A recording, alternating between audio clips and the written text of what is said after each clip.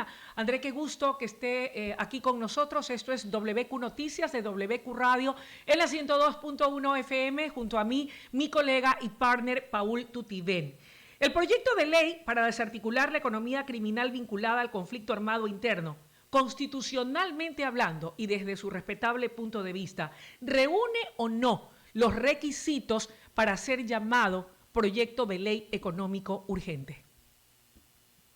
Buenos días, estimada Luisa. Un cordial saludo para usted, para Paul y por supuesto para toda la audiencia de WQ Radio. Mire, si uno revisa el proyecto de ley como tal, en el ámbito formal, yo al menos pienso que existen dos defectos. El primero es que no puede o no podía ser calificado como urgente en materia económica porque no tiene nada que ver con la política económica del país. No permite equilibrar las finanzas públicas o permite resolver un problema adverso en términos económicos del Estado. Por otro lado, si uno ya revisa el articulado, tiene un problema de unidad de materia, que si bien es cierto, parecería que tiene temas económicos, pero el articulado tiene que ver con temas de seguridad, de orden público, de conflicto armado interno y temas procesal penal. Entonces, cuando se hacen este tipo de cuestionamientos, estimada Luisa, no es que uno esté del lado del delincuente, porque así es lo que dicen algunos. Si uno cuestiona el proyecto de ley, ya prácticamente le tachan de que está del lado de los GDO, pero no es así. Si uno hace este tipo de observaciones es para que la ley mejore, sea perfectible. Y claramente eso es algo que deberían analizar y acoger los asambleístas que están actualmente tramitando este proyecto de ley. Doctor Benavides, en el escenario de que, como ya hemos visto, el Consejo de Administración Legislativa lo calificó y hoy por hoy ha pasado ya a la Comisión de Desarrollo Económico, donde se le ha autodenominado Ley de la Solidaridad.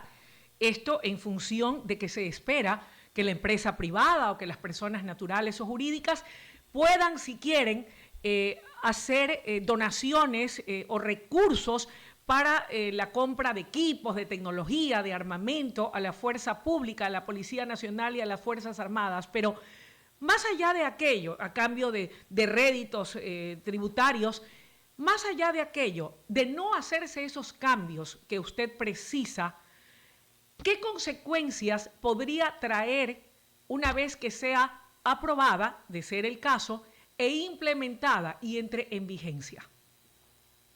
Mire, a mí sí me llama la atención que cambien el proyecto de ley a la ley de solidaridad, porque de solidaridad me habla de otros temas y no necesariamente de temas de conflicto armado e interno o temas de delincuencia organizada, en absoluto.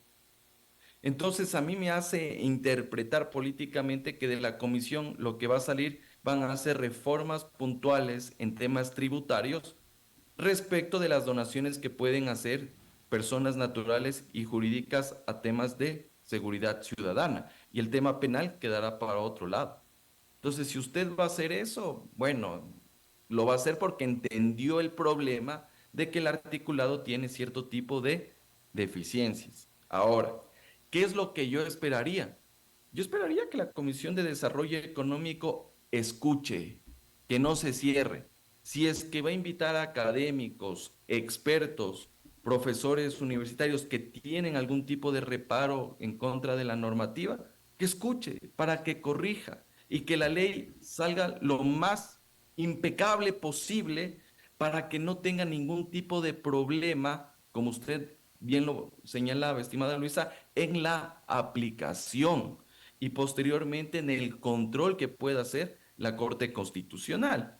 Porque claro, usted tampoco puede dar herramientas que al final del día pueden generar problemas en la aplicación, como por ejemplo, y qué es lo que yo advertía, la Corte Constitucional ya nos dijo que el conflicto armado interno no depende de ningún decreto ejecutivo, que es una cuestión de facto.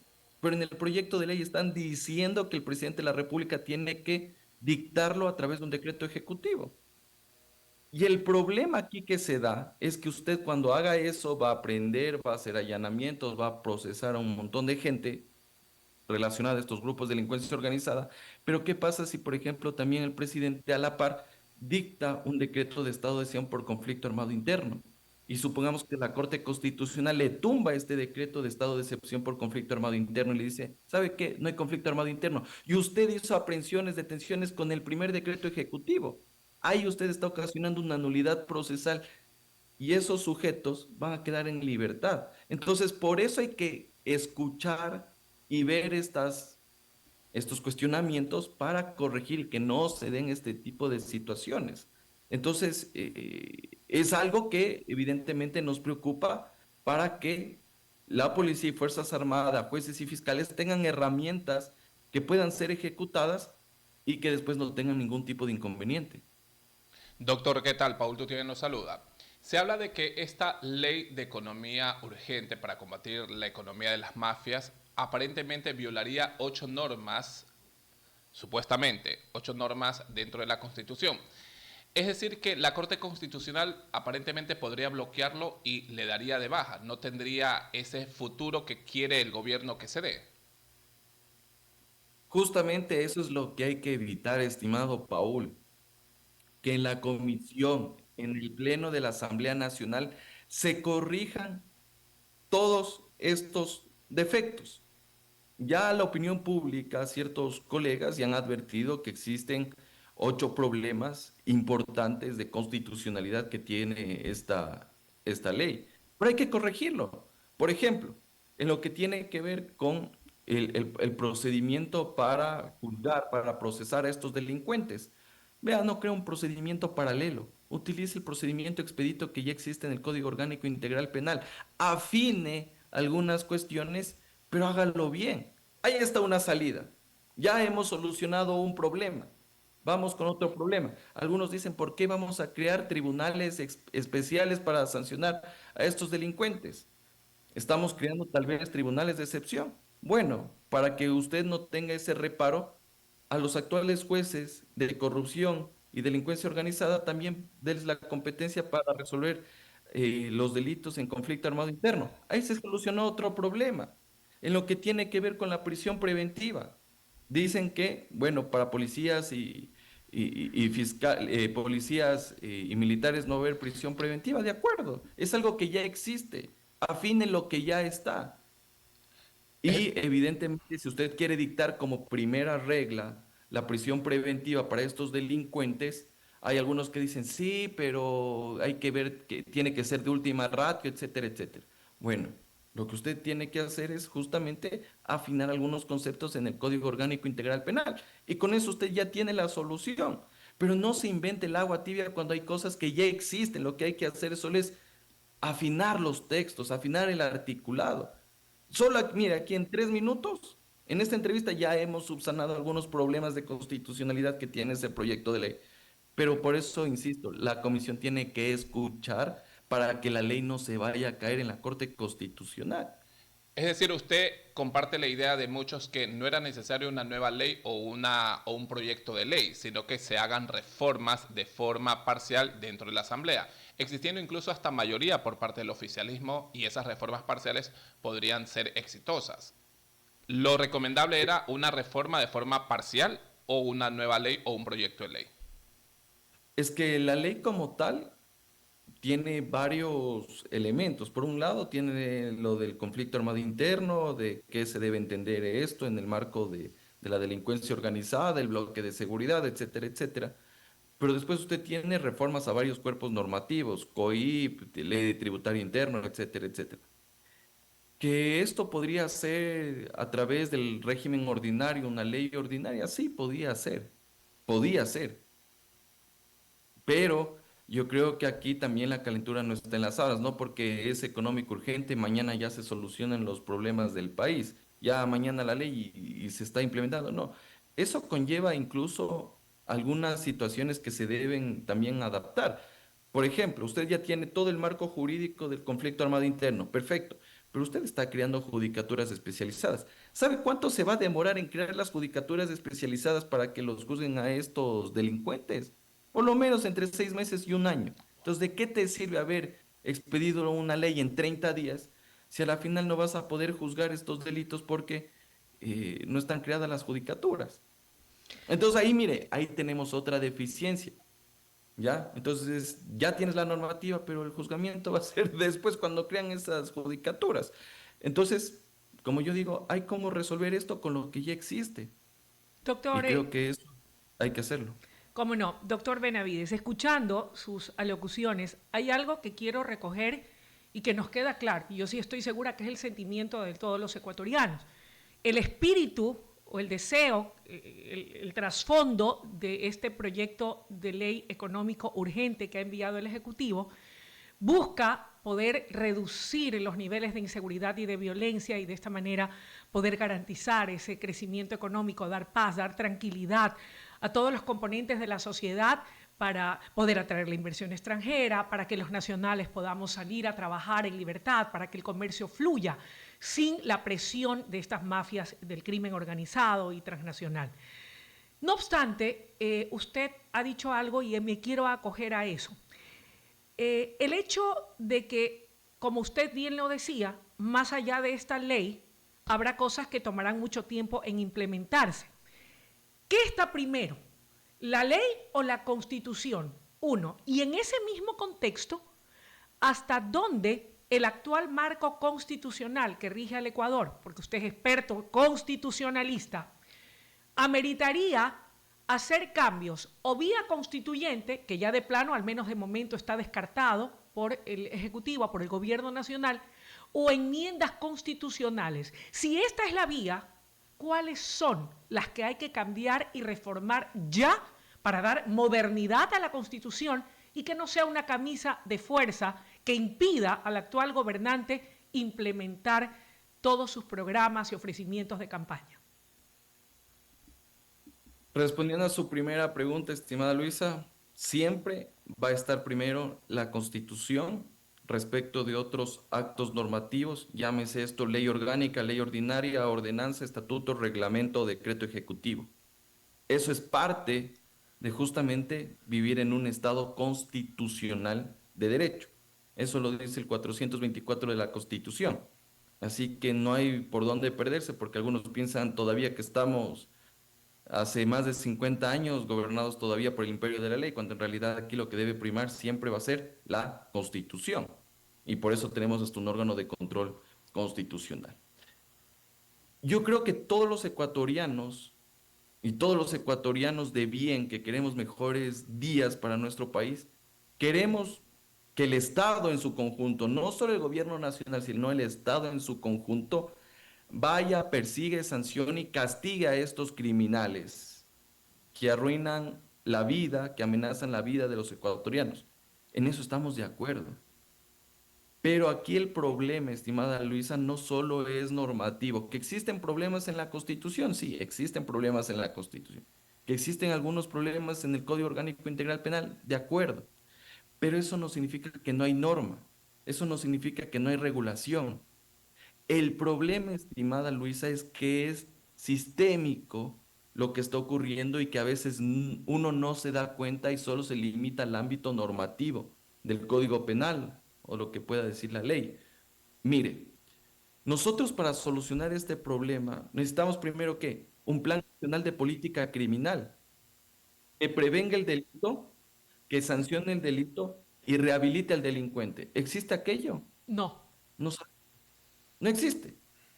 Y por otro lado, dentro de esta política criminal, usted tiene que tomar en cuenta la institucionalidad, pero principalmente la función judicial, y le digo por qué. Y hay muchos que no se dan cuenta. ¿Sabe cuántos fiscales faltan en el país? Entre 400 a 500 fiscales a nivel nacional. Ese es el déficit de fiscales que existe actualmente. Entonces no se sorprenda que su investigación, su proceso no avance si no hay el número suficiente de fiscales.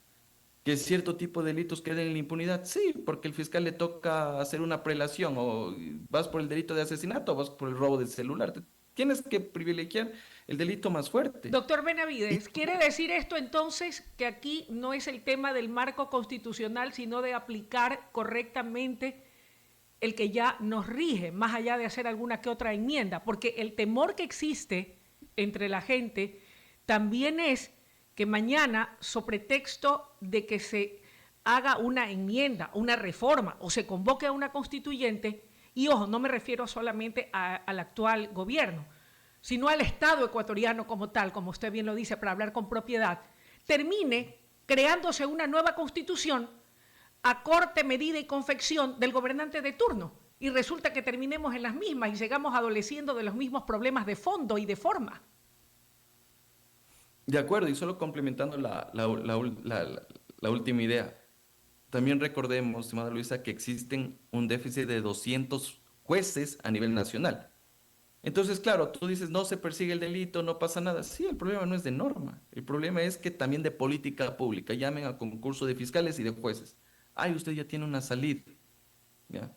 Ahora, en lo que usted pregunta, estimada Luisa, sí, yo creo que hay que hacer reformas constitucionales a nivel institucional, porque también eso ha permeado para que se coopten las instituciones de control y también las instituciones de la función judicial.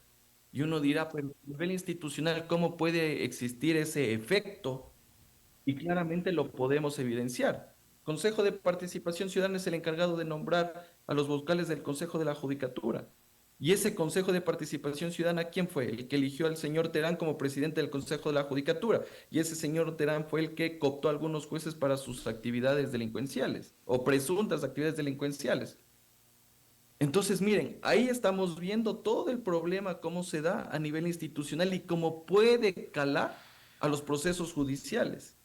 Entonces, si hay que pensar en una reforma constitucional para blindar a la Corte Nacional de Justicia, para que la forma de designación del Consejo de la Judicatura sea de manera distinta y que no se metan por la ventana este tipo de sujetos que a la final del día solo son para cumplir favores o beneficiarse económicamente o para que se generen escenarios de impunidad. Hay que reformar la Constitución, por supuesto, y ya hemos visto los casos más claros como el que he mencionado, en donde el tema institucional sí permea en el tema judicial. Y obviamente que coincido con usted de que las reformas constitucionales tienen que ser pensadas en un espíritu de Estado, de país, y no en función de la coyuntura y la necesidad de turno del gobernante que está en Carondelet. Doctor, si bien es cierto, al fin y al cabo tiene que llegar a la Corte Constitucional este proyecto que más que seguro si no se hacen estos cambios, podría ser dado de baja el proyecto, si es que no se hacen estos cambios, porque ya conocemos, ¿no? Pero más allá de lo que pueda pasar dentro de la Asamblea y que va a llegar a la Corte Constitucional, final de cuenta o al final muchos van a decir que termina siendo la Corte Constitucional en contra del gobierno de turno, ¿no? Y muchos quieren que incluso desaparezca la Corte Constitucional.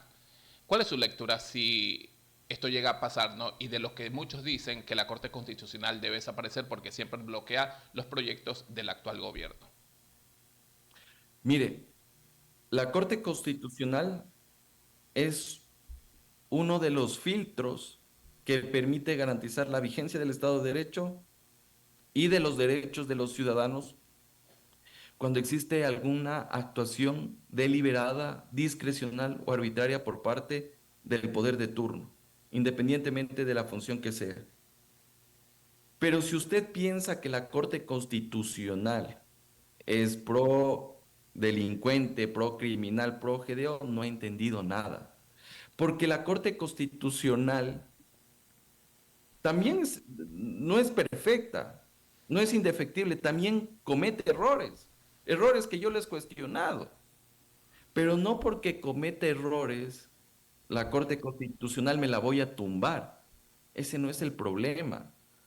El problema es que cuando las cosas no se hacen bien y la Corte Constitucional es un contrapeso ante este tipo de excesos, ahí sí nos cae mal la Corte Constitucional. Entonces, más bien en una democracia es saludable que exista una Corte Constitucional que es un contrapeso hacia este tipo de actos que riñen con la Constitución. Ahora, si usted quiere tumbarse la Corte Constitucional y no exista ningún tipo de control, bueno, ahí vamos prácticamente a ver algún tipo de excesos que después van a generar algún tipo de respuesta por parte del sistema interamericano de derechos humanos. ¿Y a quién le cuesta? No es que le cuesta a quien tomó la decisión, le cuesta al Estado ecuatoriano, le cuesta a cada uno de los contribuyentes, porque ahí van a tener que dar reparaciones económicas bastante onerosas porque se ha violentado un derecho de algún ciudadano. Entonces, yo creo, y esa es al menos mi posición, de que en la Asamblea Nacional se corrija aquello para que no se presenten demandas de inconstitucionalidad en contra de la ley y que después se caiga la ley justamente por este tipo de regulaciones que son contrarias a nuestro marco constitucional. Entonces, que usted vea, regule bien, afine bien los textos y para que después no tenga ningún tipo de problema en la Corte Constitucional. Gracias al doctor Andrés Benavide, constitucionalista, por sus importantes criterios y conceptos orientadores del manejo y tratamiento que debe darse por parte de la Asamblea a esta propuesta del Ejecutivo, que como bien ha dicho Paul, debe ser corregida, debidamente articulada, para que luego no hayan sorpresas por parte de la Corte Constitucional con perjuicio para el Estado y para cada uno de los contribuyentes que somos nosotros. Y muchos van a decir, la Corte Constitucional no lo aprueba porque está del lado de los delincuentes, cuando en realidad se van a hacer estos cambios o reformas en el momento indicado, ahora que se lo está analizando en la Asamblea. Claro que sí, ahí estaba, la voz del experto, del constitucionalista, el doctor Andrés Benavides. Gracias por haber estado con nosotros, lo convocaremos a una próxima ocasión. Que tenga un buen día, doctor. Muchas gracias por la invitación. Cordial saludo para todos. Nos vamos a una pausa comercial. Ya volvemos. Tenemos más acá en WQ Radio, WQ Noticias.